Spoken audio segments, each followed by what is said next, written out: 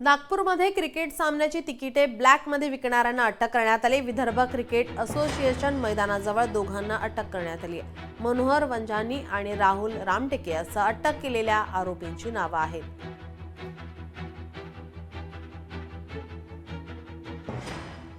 अधिकाऱ्यांना माहिती मिळाली की व्हीसीएस स्टेडियमच्या बाजूला असलेल्या हेरिटेज हॉटेलच्या एका गल्लीमध्ये काही इसम संशयितरित्या ब्लॅकने तिकीट विक्री करत आहे।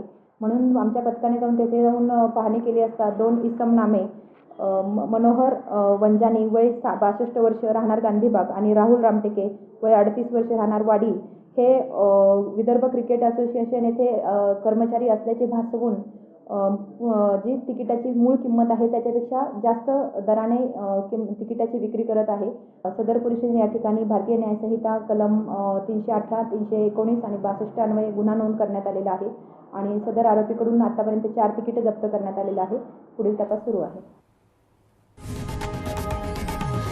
लोकशाही मराठी ऐका, पहा, जागरूक रहा।